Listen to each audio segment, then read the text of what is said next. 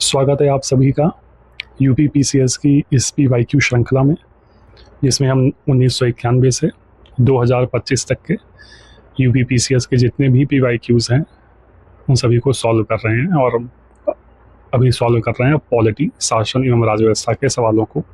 इसके बाद हम अन्य विषयों के सवालों को भी करेंगे।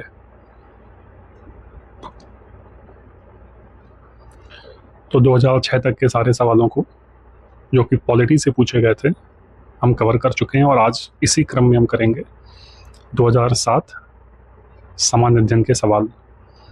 तो अगर अभी तक चैनल को सब्सक्राइब नहीं किया है तो सब्सक्राइब कर लें, क्योंकि बहुत सारा वैल्यूएबल कंटेंट यूपी पीसीएस 2026 के लिए इस चैनल पर आने वाला है। अब चलते हैं क्वेश्चन नंबर फर्स्ट की तरफ। क्वेश्चन नंबर फर्स्ट में यह पूछा गया है कि who was the nationalist leader to be elected speaker of central legislative assembly in 1925। वह कौन राष्ट्रवादी नेता था जो 1925 में केंद्रीय विधानसभा का अध्यक्ष या स्पीकर चुना गया? तो आसान सवाल है ये। सवाल हम इतिहास में भी पढ़ते हैं और पॉलिटी में ये सवाल पूछा गया है। तो चार ऑप्शन है: मोतीलाल नेहरू, विठल भाई पटेल, वल्लभ भाई पटेल एंड CR दास। पहले इसका आंसर आप दीजिए। इसका करेक्ट आंसर होगा option number B, Vitthal Bhai Patel. Vitthal Bhai Patel पहले नेशनलिस्ट लीडर थे जिन्हें सेंट्रल लेजिस्लेटिव असेंबली का स्पीकर इलेक्ट किया गया था। तो Vitthal Bhai Patel became the first Indian elected speaker in 1925। वे 1925 में केंद्रीय विधानसभा के पहले भारतीय निर्वाचित अध्यक्ष बने, और उनकी पार्टी कौन सी थी? He belonged to Swaraj party. And Vithal Bhai Patel Sardar Vallabh भाई पटेल के बड़े भाई थे। और स्वराज पार्टी के बारे में भी एक फैक्ट याद कर लीजिए। खैर ये इतिहास का क्वेश्चन हो जाएगा, लेकिन मैंने सोचा कि अब इसको इंक्लूड कर ही लेता हूँ, आपकी इन्फॉर्मेशन रिवाइज हो जाएगी कि स्वराज पार्टी को फाउंड किसने किया था? CR दास ने और मोतीलाल नेहरू ने 1923 में। तो ये था क्वेश्चन नंबर 1। अब चलते हैं क्वेश्चन नंबर 2 की तरफ। हाँ, एक बात और कि अगर आपको ये PDF चाहिए तो डिस्क्रिप्शन में टेलीग्राम चैनल का लिंक है, वहाँ से आप PDF डाउनलोड कर सकते हैं। और कमेंट सेक्शन में प्लेलिस्ट का लिंक है जिसमें 1991 से सारे लेक्चर्स पड़े हुए हैं, तो आप प्लेलिस्ट में जाकर सारे PYQs को कर सकते हैं। चलते हैं क्वेश्चन नंबर 2 की तरफ। क्वेश्चन नंबर 2 में ये पूछा गया है कि एजर्शन एंड रीजन, कथन एवं कारण का क्वेश्चन है। कथन है कि Indian constitution is quasi federal, भारतीय संविधान अर्ध संघात्मक है। और रीजन दिया है Indian constitution is neither federal nor unitary, भारतीय संविधान ना तो संघात्मक है और ना ही एकात्मक। तो जो एजर्शन है कि Indian constitution is quasi federal, भारतीय संविधान अर्ध संघात्मक है, ये स्टेटमेंट दिया है KC वेयर ने। किसने दिया है? ये नाम याद रखिएगा, एग्जाम में पूछा जा चुका है और फिर पूछा जा सकता है। KC वेयर ने कि इंडियन कॉन्स्टिट्यूशन में बहुत सारे यूनिटरी फीचर्स हैं और बहुत सारे फेडरल फीचर्स हैं। यूनिटरी फीचर मतलब एकात्मक गुण हैं, वो कौन कौन से हैं? जैसे ऑल इंडिया सर्विसेज हो गया, अखिल भारतीय सेवा, राज्यपाल या गवर्नर का अपॉइंटमेंट हो गया। और जो फेडरल फीचर्स हैं, संघात्मक शक्तियां हैं, वो कौन कौन सी हैं? वो हैं सुप्रीम कोर्ट द्वारा केंद्र तथा राज्यों का निपटारा, संविधान में राज्यों को दी गई शक्तियां, तो ये संघात्मक गुण है। और इसी वजह से KC वेयर ने कहा कि इंडियन कॉन्स्टिट्यूशन ना तो संघात्मक है ना ही एकात्मक है, ये अर्ध संघात्मक या क्वाजी फेडरल है। तो बोथ कारण और रीजन सही है, और जो रीजन है वो कारण की सही व्याख्या भी करता है। तो करेक्ट आंसर क्या हो जाएगा? Option number A। Both A and R are true and R is the correct explanation of A। A तथा R दोनों सही है तथा R A की सही व्याख्या है। ये था क्वेश्चन नंबर 2। और एक इसमें इंपॉर्टेंट केस भी याद रखना है, SR बोमई केस, जो कि 1994 में हुआ था। और इसमें सुप्रीम कोर्ट ने कहा था कि फेडरलिज्म या संघ कॉन्स्टिट्यूशन का बेसिक स्ट्रक्चर है। ठीक है, अब चलते हैं नेक्स्ट क्वेश्चन की तरफ। Question number 3।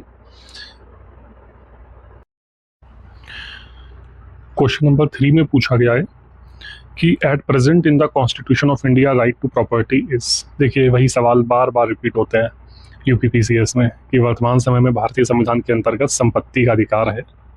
और 4 ऑप्शन दिए हुए हैं। पहला ऑप्शन है फंडामेंटल राइट मौलिक अधिकार, सेकंड ऑप्शन है लीगल राइट वैधानिक अधिकार, थर्ड ऑप्शन है मोरल राइट नैतिक अधिकार, एंड फोर्थ ऑप्शन है उपयुक्त में से कोई नहीं। तो राइट टू प्रॉपर्टी पहले फंडामेंटल राइट था आर्टिकल 19 और आर्टिकल 31 के अंतर्गत, लेकिन कॉन्स्टिट्यूशन का जो 44th अमेंडमेंट एक्ट था, 44th अमेंडमेंट एक्ट 1978, इसे मूलभूत अधिकार से हटाकर कौन से आर्टिकल में डाल दिया गया था? आर्टिकल 300 कैपिटल ए में। और इसलिए जो राइट टू प्रॉपर्टी या संपत्ति का अधिकार है वह सिर्फ एक लीगल राइट या वैधानिक अधिकार बचा है। करेक्ट आंसर होगा option number B, legal right. यही चीज़ इसके एक्सप्लेनेशन में लिखी है। डिस्क्रिप्शन में टेलीग्राम चैनल का लिंक है, वहाँ से PDF डाउनलोड करिए, बहुत तसल्ली से बहुत आराम से एक्सप्लेनेशन को पढ़िए। मैंने काफ़ी अच्छा एक्सप्लेनेशन बनाया है आपके लिए, जितनी भी एग्ज़ाम रेलिवेंट चीज़ें हैं उनको इंक्लूड किया है। तो यही इसमें लिखा है कि आर्टिकल 19(1)(f) में राइट टू प्रॉपर्टी एक फंडामेंटल राइट था और आर्टिकल 31 के अंतर्गत भी राइट टू प्रॉपर्टी या संपत्ति का अधिकार एक मौलिक अधिकार था, लेकिन 44वें संविधान संशोधन 1978 से ये एक लीगल राइट या वैधानिक अधिकार बन गया है, बल्कि वैधानिक अधिकार है। अब चलते हैं नेक्स्ट क्वेश्चन की तरफ। Question number 4। क्वेश्चन नंबर 4 में ये पूछा गया है कि which of the following fundamental right is not available to foreign citizen. निम्नलिखित में से कौन सा मूल अधिकार विदेशी नागरिकों को प्राप्त नहीं है? तो हमें जब हम पॉलिटी पढ़ते हैं तो उसमें ये फैक्ट्स हम पढ़ते हैं, जब हम फंडामेंटल राइट्स पढ़ते हैं, कि 5 आर्टिकल्स ऐसे हैं जो सिर्फ भारत देश के नागरिकों को ही मौलिक अधिकार के रूप में प्राप्त हैं, विदेशी नागरिकों को नहीं है। तो वो आर्टिकल कौन कौन से हैं? Article 15, article 16, article 19, article 29 and article 30। ठीक है। आर्टिकल 15 क्या है? राइट अगेंस्ट डिस्क्रिमिनेशन, भेदभाव के खिलाफ जो अधिकार है। और आर्टिकल 16 क्या है? कि जो पब्लिक एम्प्लॉयमेंट है उसमें सबको बराबर हिस्सेदारी मिले। आर्टिकल 19 क्या है? अभिव्यक्ति की स्वतंत्रता। आर्टिकल 29 और 30 क्या है? कल्चरल एंड एजुकेशनल राइट्स, अपनी लिपि को सुरक्षित रखना, अपने एजुकेशनल इंस्टीट्यूशन खोलना, ये सब आर्टिकल 29 और आर्टिकल 30 का पार्ट है। तो ये 5 आर्टिकल्स ऐसे हैं जो सिर्फ सिटीजन्स को मिले हुए हैं और फॉरेनर्स को नहीं मिले हुए हैं फंडामेंटल राइट्स में। तो अब ऑप्शंस पढ़ लेते हैं। पहला ऑप्शन है इक्वालिटी बिफोर लॉ, ये तो आर्टिकल 14 है।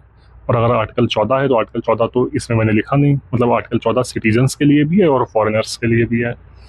Right of freedom of expression, article 19। तो आर्टिकल 19 जो अभिव्यक्ति की स्वतंत्रता है, कि मैंने देखिए यहाँ पर लिखा हुआ है 15, 16, 19, 29, 30। तो इसका करेक्ट आंसर क्या हो जाएगा? क्योंकि ये सिर्फ सिटीजन्स को है, ये फॉरेनर्स को अवेलेबल नहीं है। और इस क्वेश्चन में ऑप्शन नंबर सी और ऑप्शन नंबर बी सेम हो गए हैं। तो ऑप्शन नंबर सी को यहाँ काट के लिख दीजिएगा, right to life and livelihood. और जो right of life and livelihood है वो भी सिटीजन्स को भी अवेलेबल है और फॉरेनर्स को भी अवेलेबल है, क्योंकि वो आर्टिकल 21 का पार्ट है। एंड राइट अगेंस्ट एक्सप्लॉयटेशन, ये आर्टिकल 23 और 24 का पार्ट है, ये सिटीजन्स को भी अवेलेबल है एंड फॉरेनर्स को भी अवेलेबल है। सिर्फ article 15, article 16, article 19, article 29 and article 30, सिर्फ 5 आर्टिकल्स ही ऐसे हैं मौलिक अधिकार में जो सिर्फ सिटीजन्स के लिए हैं, विदेशी नागरिकों के लिए नहीं है। यही चीज़ इसके एक्सप्लेनेशन में लिखी हुई है। चलते हैं नेक्स्ट क्वेश्चन की तरफ। नेक्स्ट क्वेश्चन है क्वेश्चन नंबर 5। यहाँ पूछा है the speaker of Lok Sabha can be removed from his office before the expiry of his term. Lok Sabha अध्यक्ष को उसके कार्यकाल की समाप्ति के पूर्व पद से हटाया जा सकता है। अब लोकसभा के अध्यक्ष को उसके पद से कैसे हटाया जाता है? तो लोकसभा के अध्यक्ष को उसके पद से हटाने के लिए इफेक्टिव मेजॉरिटी होनी चाहिए। कैसी मेजॉरिटी होनी चाहिए? Effective majority. मेजॉरिटी बहुत तरह की होती है, एक होती है ऑर्डिनरी मेजॉरिटी, एक होती है इफेक्टिव मेजॉरिटी, एक होती है स्पेशल मेजॉरिटी। स्पेशल मेजॉरिटी में भी एक होती है 2/3 प्रेजेंट एंड वोटिंग, एक होती है 2/3 प्रेजेंट एंड वोटिंग, और जो आधे राज्य हैं वो भी उसे पास करें। तो मेजॉरिटी कई तरह की होती है, लेकिन लोकसभा के अध्यक्ष को उसके पद से हटाने के लिए इफेक्टिव मेजॉरिटी चाहिए लोकसभा में। तो चारों ऑप्शन है, और पहला ऑप्शन है by the president on the recommendation of prime minister, तो ये ऑप्शन तो गलत हो गया। सेकंड ऑप्शन है the Lok Sabha passes a resolution to this effect, यदि लोकसभा इस आशय का प्रस्ताव पारित करते, तो second option would be our correct answer. Option number C है if the Lok Sabha and the prime minister so decide, गलत हो गया। अगर लोकसभा अध्यक्ष को उसके पद से हटाना है तो लोकसभा में ही वोटिंग होगी, और अगर इफेक्टिव मेजॉरिटी से पास हो गई तो लोकसभा अध्यक्ष को उसके पद से हटा दिया जाएगा। और ऑप्शन नंबर डी में क्या है, both the house of parliament passes a resolution, both the house का मतलब ही नहीं है, राज्यसभा का क्या लेना देना इस काम में। तो करेक्ट आंसर क्या हो जाएगा, ऑप्शन नंबर बी हो जाएगा। और ये यहाँ पर लिखा हुआ है कि resolution pass by Lok Sabha with effective majority. Effective majority का मतलब होता है कि अगर लोकसभा की स्ट्रेंथ 543 है तो 543 डिवाइडेड बाई 2 मतलब 2 दूनी 4, 271 मतलब 272 लोग चाहिए, ठीक है। और इसमें कुछ इंपॉर्टेंट चीज़ वो ये है कि आर्टिकल 94 में इसका मेंशन है, वो याद रखना है। और लोकसभा अध्यक्ष को 14 दिन का प्रायर नोटिस दिया जाएगा कि आपको हटाने के लिए हम ये लाने वाले हैं प्रस्ताव। और अध्यक्ष जो लोकसभा का होगा, जब उसे हटाने का प्रस्ताव चलेगा तो अध्यक्ष इस मीटिंग में भाग ले सकता है लेकिन वोट नहीं कर सकता। अब चलते हैं नेक्स्ट क्वेश्चन की तरफ, क्वेश्चन नंबर 6। क्वेश्चन नंबर 6 में ये पूछा गया था कि who decides whether a bill is a money bill और नॉट, कोई विधेयक धन विधेयक है या नहीं, इसका निर्णय कौन करता है। और 4 ऑप्शन थे। पहला ऑप्शन था प्रेसिडेंट, सेकंड ऑप्शन था स्पीकर लोकसभा अध्यक्ष, थर्ड ऑप्शन था the finance secretary, and fourth option था द फाइनेंस मिनिस्टर या वित्त मंत्री। तो कोई भी विधेयक धन विधेयक या नहीं, इसका निर्णय कौन करेगा। करेक्ट आंसर होगा option number B, the speaker या लोकसभा अध्यक्ष। और इसके एक्सप्लेनेशन में ये याद रखना है कि अंडर आर्टिकल 110 अनुच्छेद 110 के द्वारा धन विधेयक होने या न होने का अंतिम निर्णय लोकसभा अध्यक्ष ही करते हैं, ठीक है। अब चलते हैं लास्ट क्वेश्चन, क्योंकि 2007 के पेपर में सिर्फ 7 सवाल पूछे गए थे पॉलिटी से, शासन एवं राज व्यवस्था से। तो ये अंतिम सवाल है 2007 का। सवाल में पूछा गया है कि the distribution of finances between centre and state is done on the recommendation of. ये क्वेश्चन तो प्रीवियस ईयर 2006 के पेपर में भी पूछा गया था और 2007 में फिर से रिपीट हो गया। तो केंद्र व राज्यों के मध्य वित्त का बंटवारा किया जाता है फाइनेंस मिनिस्ट्री द्वारा, फाइनेंस कमीशन द्वारा, रिजर्व बैंक ऑफ इंडिया द्वारा या नाबार्ड द्वारा। 4 ऑप्शन है, तो करेक्ट आंसर क्या होगा, option number B, finance commission द्वारा वित्त आयोग की सिफारिश पर। वित्त आयोग का आर्टिकल कौन सा है, वित्त आयोग का आर्टिकल है आर्टिकल 280। और वित्त आयोग को कौन अपॉइंट करता है, प्रेसिडेंट अपॉइंट करते हैं, राष्ट्रपति नियुक्त करते हैं।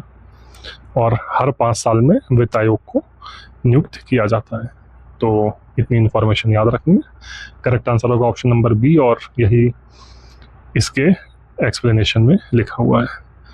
तो 2007 का कंप्लीट जितने भी पॉलिटी के क्वेश्चंस पूछे गए थे उनको हमने कवर कर लिया।